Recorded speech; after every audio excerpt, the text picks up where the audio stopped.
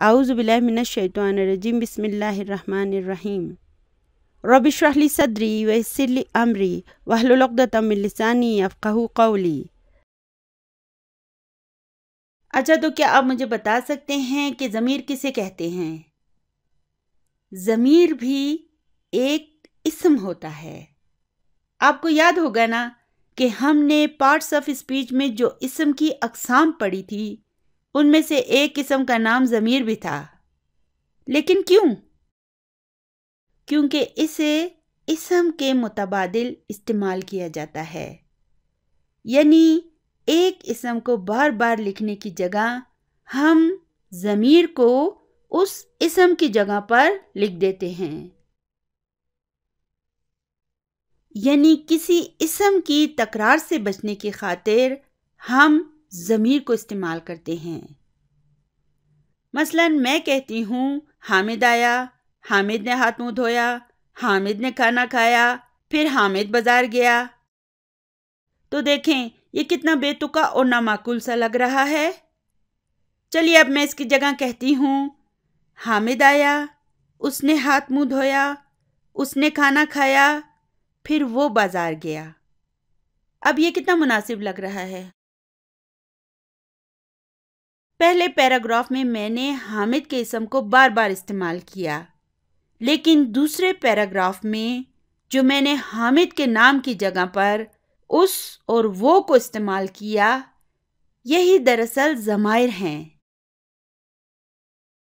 یہ جملے میں اسم کی تکرار سے بچنے کے لیے اسم کی جگہ پر لگائے جاتے ہیں، یعنی کہ یہ اسم کے متبادل آتے ہیں تاکہ اسم کو بار بار نہ دہرایا جائے۔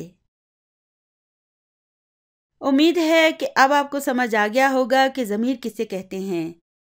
چلیے اب دیکھتے ہیں کہ ضمائر کتنی قسم کے ہوتے ہیں۔ تو دیکھیں، ایک انسان وہ ہوتا ہے جو بات یعنی کہ کلام کر رہا ہوتا ہے، اسے عربی زبان میں المتکلم یعنی کہ فرسٹ پرسن کہتے ہیں۔ پھر ایک وہ ہوتا ہے جو اس کے سامنے موجود ہوتا ہے، اسے عربی زبان میں مخاطب یا حاضر کہتے ہیں، اور انگلش میں ہم اسے سیکنڈ پرسن کہیں گے۔ اور ایک وہ شخص ہوتا ہے جو اس وقت اس مجلس میں موجود نہیں ہوتا بلکہ کہیں اور ہوتا ہے، اسے عربی میں الغائب کہتے ہیں، اور پھر انگلش میں اسے ہم تھرڈ پرسن کہتے ہیں۔ مثال کے طور پر ایک کلاس میں ایک کلاس ٹیچر ہے جو اپنے شاگردوں سے بات کر رہا ہے، تو یہاں پر استاد متکلم ہے یعنی کہ فرسٹ پرسن ہے، جو سامنے اسٹوڈنٹس بیٹھے ہوئے ہیں انہیں المخاطب یا حاضر کہا جائے گا، یعنی کہ وہ سیکنڈ پرسن ہیں، اور جو شاگرد اس وقت کلاس روم میں موجود نہیں ہیں، وہ اپنے گھر پر ہیں یا کہیں اور ہیں، تو وہ الغائب کہلائیں گے یعنی کہ تھرڈ پرسن۔ لیکن حیرت کی بات یہ ہے کہ عربی زبان میں سب سے پہلے وہ ضمائر لکھے جاتے ہیں جو کہ الغائب کے لیے ہوتے ہیں، یعنی کہ تھرڈ پرسن کے لیے، جیسے وہ انگلش میں ہم کہیں گے دے اینڈ ہی۔ پھر عربی زبان میں دوسرے نمبر پر وہ ضمائر آتے ہیں جو سیکنڈ پرسن یعنی کہ المخاطب کے لیے استعمال ہوتے ہیں، جیسے تم اور آپ، انگلش میں ہم کہیں گے یو۔ اور پھر عربی میں تیسرے نمبر پر وہ ضمائر آتے ہیں جو کہ متکلم یعنی کہ فرسٹ پرسن کے لیے ہوتے ہیں، جیسے میں اور ہم، آئی اینڈ وی۔ تو یہ تو ہو گئی ضمائر کی 3 اقسام۔ دوسری بات یہ ہے کہ ہم انگلش میں ہی، شی اور اٹ کے ضمائر استعمال کرتے ہیں۔ ہی کو ہم مذکر کے لیے استعمال کرتے ہیں، شی کو ہم مؤنث کے لیے استعمال کرتے ہیں، جبکہ اٹ جو ہے یہ نہ مذکر ہوتا ہے اور نہ مؤنث ہوتا ہے۔ جیسے میں کہتی ہوں she is a girl, he is a boy, it is a book. مگر عربی زبان میں ایسا نہیں ہے۔ عربی میں دنیا کی ہر چیز، خواہ وہ انسان ہو یا غیر انسان ہو، جاندار ہو یا بے جان ہو، ہر ایک چیز یا تو مؤنث ہوگی یا مذکر ہوگی، اس کے درمیان کی کوئی چیز نہیں ہوگی۔ یعنی عربی میں اٹ نہیں ہوگا۔ دوسری بات یہ ہے کہ اردو اور انگلش میں صرف جمع اور واحد کے صیغے ہوتے ہیں، یعنی کہ سنگولر اور پلورل کے۔ ہم دو یا دو سے زائد افراد یا چیزوں کے لیے بھی جمع کا صیغہ استعمال کرتے ہیں۔ انگلش میں دیکھیں، ہم ہی کو مذکر واحد کے لیے استعمال کرتے ہیں، لیکن دے کو ہم ایک سے زائد چاہے جتنے بھی ہونا ان سب کے لیے استعمال کرتے ہیں، مگر دو یعنی کہ ڈیول کے لیے کوئی ضمیر نہ اردو میں موجود ہے اور نہ انگلش میں۔ جبکہ اردو میں تو ہم مذکر اور مؤنث دونوں کے لیے وہ ہی استعمال کرتے ہیں۔ ہم کہتے ہیں وہ گیا اور وہ گئی، تو ان دونوں جملوں میں مذکر اور مؤنث دونوں کے لیے ہم نے ضمیر وہ کو استعمال کیا۔ مثال کے طور پر حامد اور خالد دونوں اگر کہیں گئے ہیں تو میں کہوں گی وہ گئے۔ اسی طرح اگر دو سے زائد افراد کہیں گئے ہوں تو ان کے لیے بھی میں یہی کہوں گی وہ گئے۔ تو ضمیر بھی وہی ہے اور فعل بھی وہی ہے، تو ہم دو افراد کے لیے بھی وہی ضمیر استعمال کریں گے اور دو سے زائد کے لیے بھی وہی ضمیر استعمال کریں گے۔ لیکن عربی زبان میں ایسا نہیں ہے۔ عربی زبان میں جب ہم دو کہتے ہیں تو دو کا مطلب دو ہی ہوتا ہے۔ چلیے ایسا کریں کہ ہینڈ آؤٹ کے صفحہ نمبر 9 کو کھول لیں۔ یہاں پہ دیکھیں سب سے اوپر کیا لکھا ہوا ہے؟ ہوا، ہما، ہم، ہیا، ہما، ہننا، انتا، انتما، انتم، انتی، انتما، انتنا، انا، نحنو۔ تو عربی زبان میں ضمائر کی ابتدا جو ہے وہ ہوا سے ہوگی۔ ہوا کے معنی ہوتے ہیں ہی، ہی۔ تو ہی ہم کس کے لیے استعمال کرتے ہیں؟ ہی جو ہے ہم مذکر واحد تھرڈ پرسن کے لیے استعمال کرتے ہیں، جو موجود نہیں ہوتا، غیر حاضر ہوتا ہے، اس کے لیے۔ تو ہوا کی بھی پھر یہی تینوں کوالٹیز ہیں۔ تو ہوا جو ہے وہ واحد مذکر غائب کے لیے استعمال ہوگا، ٹھیک ہے؟ اس کے معنی ہوں گے ہی، اور اس کے اردو میں معنی ہوں گے وہ۔ ہوا کے بعد باری آتی ہے ہما کی۔ ہما جو ہے دو مذکروں کے لیے استعمال کیا جائے گا، یعنی کہ دو مذکروں کے بارے میں جب ہم بات کریں گے نا، جو کہ غائب ہوں گے، سامنے موجود نہیں ہوں گے، تھرڈ پرسن ہوں گے، تو ہم ہما کی ضمیر کو استعمال کریں گے، اور ہما کے معنی ہوں گے دے ٹو، وہ دونوں۔ پھر اس کے بعد باری آتی ہے ہم کی۔ اس کے معنی ہوں گے دے آل، اور یہ دو سے زائد مذکر غائب کے لیے استعمال ہوگا، ٹھیک ہے؟ اچھا، اس موقع پہ میں آپ کو ایک بات بتا دوں کہ اس وقت ہم ان ضمائر کا صرف آپ کے ساتھ انٹروڈکشن کرا رہے ہیں، بالکل آپ کو پریشان ہونے کی ضرورت نہیں ہے۔ اسی ویڈیو میں انشاءاللہ تعالی میں ابھی آپ کو یہ پورا یاد کرا دوں گی، ٹھیک ہے نا؟ اور پھر ہم اسے اتنی سینکڑوں مرتبہ دہرائیں گے۔ مثال کے طور پہ دیکھیں، جب ہم انگلش پڑھتے ہیں تو ہم ہی کا لفظ کتنی دفعہ استعمال کرتے ہیں، دے کتنی دفعہ یوز کرتے ہیں۔ تو اس طرح یہ گرامر جیسے جیسے ہم آگے پڑھتے جائیں گے نا، یہ سب چیزیں ہمیں یاد نہیں کرنی پڑیں گی، یہ ہمیں خود بخود یاد ہو جائیں گی۔ اس وقت میں کیا کر رہی ہوں؟ اس وقت میں ان چیزوں کا آپ کے ساتھ تعارف کرا رہی ہوں، انٹروڈکشن کرا رہی ہوں، اس لیے بالکل پریشان نہ ہو۔ جو میں کہتی ہوں نا اسے بس سنتے جائیں. تو ہم کے معنی ہوں گے دے آل، 2 سے زائد افراد کے لیے، مذکروں کے لیے. اور اردو میں ہم ان کے لیے کیا کہتے ہیں؟ وہ سب. ٹھیک ہے. اردو کا یہ مسئلہ ہے نا کہ دیکھیں اردو میں ہم ہوا کو بھی وہ کہیں گے، ہیا کو بھی وہ کہیں گے، ہم مردوں کو بھی وہ سب کہیں گے اور عورتوں کو بھی کہیں گے. لیکن عربی زبان میں ایسا نہیں ہے. عربی زبان میں سب کے لیے الگ الگ ضمائر موجود ہیں. اور یہ ہیا کیا ہے؟ یہ مؤنث غائب ہے. اوپر والے یہ تینوں جو تھے نا یہ مذکر تھے، اور یہاں پہ دیکھیں میں نے انہیں پنک آؤٹ لائن دی ہے. یہ سارے ضمائر جو ہیں نا یہ مؤنث کے لیے استعمال ہوتے ہیں. تو ہیا کے معنی ہوں گے شی. اردو میں ہم اس کا ترجمہ کریں گے وہ. پھر ہما کے معنی ہوں گے دے ٹو. اب 2 مؤنثوں کی بات ہو رہی ہے. ٹھیک ہے. تو اردو میں اس کا ترجمہ ہو جائے گا وہ دونوں. اچھا. پھر آتا ہے ہننا. ہننا کے معنی ہوتے ہیں دے آل. 2 سے زائد مؤنثوں کی طرف اشارہ ہو رہا ہے جو کہ موجود نہیں ہیں، غائب ہیں اس وقت، 3rd پرسن ہیں، ان کی طرف اشارہ ہو رہا ہے. تو ہم انہیں کہیں گے ہننا. ٹھیک ہے. تو ہننا کے معنی کیا ہوں گے؟ وہ سب خواتین. 2 سے زائد مؤنثوں کی طرف اشارہ ہو رہا ہے، وہ سب. چلیے ٹھیک ہے. تو ابھی تک ہم نے ان ضمائر کو پڑھا ہے جو غائب یعنی کہ 3rd پرسن کے لیے استعمال ہوتے ہیں. چلیے ابھی 2nd پرسن کے ضمائر کی طرف آ جاتے ہیں. تو یہ ہیں 2nd پرسن کے ضمائر. میں نے آپ کو بتایا نا کہ ایک وہ شخص ہوتا ہے جس کے ساتھ آپ بات کر رہے ہیں، جو آپ کے سامنے موجود ہے، اسے ہم المخاطب کہیں گے، اور انگلش میں ہم اسے 2nd پرسن کہیں گے.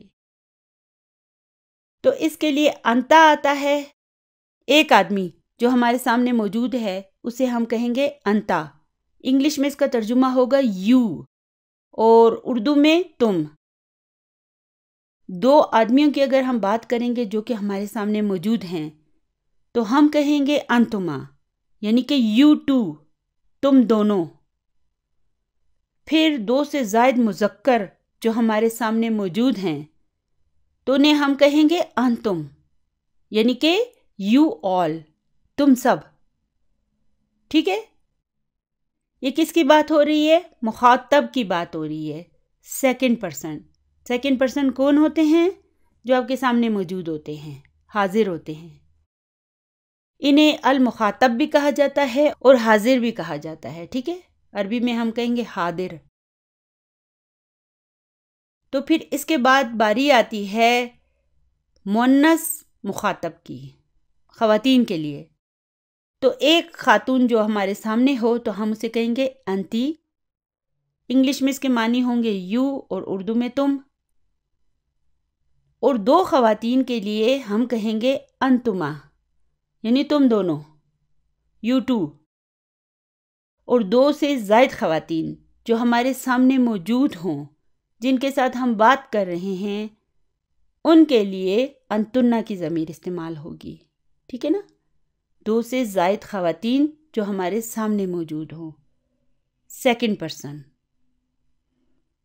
اور پھر آخر میں باری آتی ہے متکلم کی، 1st پرسن. اچھا، متکلم میں ایک بات یاد رکھیں کہ عورت اور مرد کی کوئی تفریق نہیں ہوتی. ٹھیک ہے.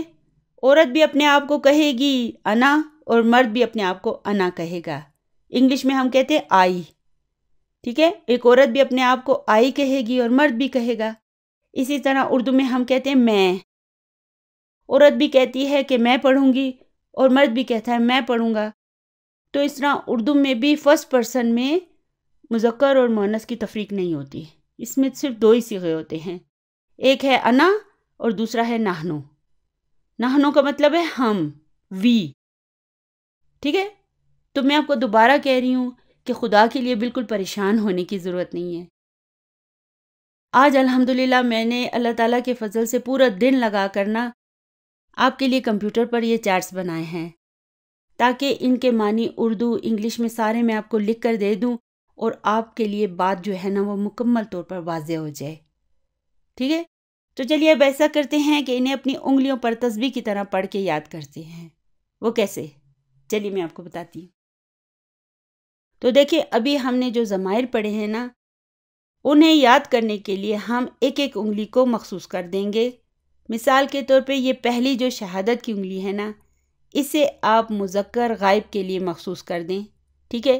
تو اس پہ ہم کہیں گے ہوا، ہما، ہم۔ اسی ترتیب سے بولیں گے جس ترتیب سے ابھی ہم نے پڑھا ہے نا، اسی ترتیب سے بولیں۔ اب اس کے ساتھ جو انگلی ہے نا، اس انگلی کو ہم مؤنث کے لیے مخصوص کر دیں گے، تو ہم کہیں گے یا، ہما، ہننا۔ یہ دونوں انگلیاں جو ہو گئی نا، یہ الغائب کے لیے مخصوص ہو گئی، یعنی کہ تھرڈ پرسن کے لیے۔ چلیے ابھی یہ جو دو انگلیاں ہیں نا، اسے ہم سیکنڈ پرسن یعنی کہ المخاطب کے لیے وقف کر دیں گے۔ یہ مذکر کے لیے ہو گئی اور یہ والی انگلی مؤنث کے لیے ہو گئی۔ تو چلیے پڑھتے ہیں، انتا، انتما، انتم، انتی، انتما، انتنا۔ اور یہ دیکھیں انگوٹھا جو ہے نا، اسے ہم متکلم کے لیے مخصوص کر دیں گے، تو یہاں پہ ہم کہیں گے انا، نحنو۔ انگلیوں کی یہ ترتیب میں نے آپ کو بتا دی، ٹھیک ہے؟ چلیے ابھی ایسا کرتے ہیں کہ ان سب ضمائر کو 1 منٹ کے اندر یاد کر لیتے ہیں۔ آپ کہیں گے وہ کیسے ہو سکتا ہے؟ چلیے میں آپ کو بتاتی ہوں۔ ہوا، ہما، ہم، ہیا، ہما، ہننا، ہوا، ہما، ہم، ہیا، ہما، ہننا، انتا، انتما، انتم، انتا، انتما، انتم، انتی، انتما، انتنا، انتی، انتما، انتنا، انا، نحنو، انا، نحنو۔ چلیے ایک مرتبہ پھر دہرا لیتے ہیں۔ ہوا، ہما، ہم، ہیا، ہما، ہننا، ہوا، ہما، ہم، ہیا، ہما، ہننا، انتا، انتما، انتم، انتا، انتما، انتم، انتی، انتما، انتنا، انتی، انتما، انتنا، انا، نحنو، انا، نحنو۔ سر آصف نے اسے اس طرح سنگنگ کے ذریعے یاد کرنے پر بہت زور دیا تھا، اور بعد میں نے خود بھی یہ محسوس کیا کہ اگر ہم اس طرح ایک نظم کی صورت میں انہیں یاد کر لیں تو پھر آگے اس کی وجہ سے ہمیں بہت آسانی ہوگی۔ تو آپ نے ایسا کرنا ہے کہ خواہ آپ ڈرائیونگ کر رہے ہوں، یا خواتین کوکنگ کر رہی ہوں، یا گھر کے کام کاج کر رہی ہوں، یا آپ اپنے انسٹیٹیوٹ میں ہوں یا اپنے آفس میں ہوں، تو وہاں پر آپ نے فٹافٹ اسے گنگنا کر ریپیٹ کر لینا ہے۔ بار بار ریپیٹ کرنے سے انشاءاللہ تعالیٰ یہ سارے ضمائر آپ کو پکے یاد ہو جائیں گے، ٹھیک ہے نا؟ تو آپ نے اسے ضرور یاد کرنا ہے۔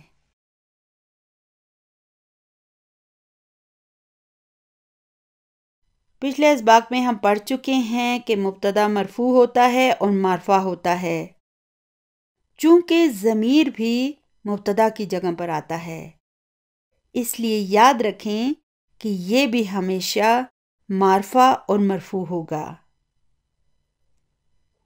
جیسے کہ میں کہتی ہوں حامد مدرس، تو یہ کون سا جملہ ہے؟ جی ہاں، یہ جملہ اسمیہ ہے، حامد سے شروع ہو رہا ہے نا، اس لیے یہ جملہ اسمیہ ہے۔ حامدن جو ہے یہ اس کا مبتدا ہے اور مدرسن اس کی خبر ہے۔ اب میں ایسا کرتی ہوں کہ حامدن کی جگہ ہوا کی ضمیر لگا دیتی ہوں، تو یہ ہو جائے گا ہوا مدرسن۔ تو یہاں پر دیکھیں کہ یہ حامدن جو ہے نا، یہ معرفہ بھی ہے اور اس کے آخر میں یہ دمہ کی تنوین آئی ہے نا، اس کا مطلب ہے یہ مرفوع بھی ہے۔ اب چونکہ میں نے اس حامدن کی جگہ ہوا کی ضمیر لگا دی تھی نا، تو اب اس ہوا کی ضمیر میں بھی یہ دونوں کوالٹیز ہوں گی، یعنی یہ ہوا اس وقت معرفہ بھی ہے اور مرفوع بھی ہے۔ اس کی مزید تفصیل ہم انشاءاللہ تعالی آگے جا کے پڑھیں گے۔ فی الحال آپ اتنا یاد رکھیں کہ یہ ہوا کی ضمیر جو ہے نا، یہ بھی معرفہ بھی ہے اور مرفوع بھی ہے۔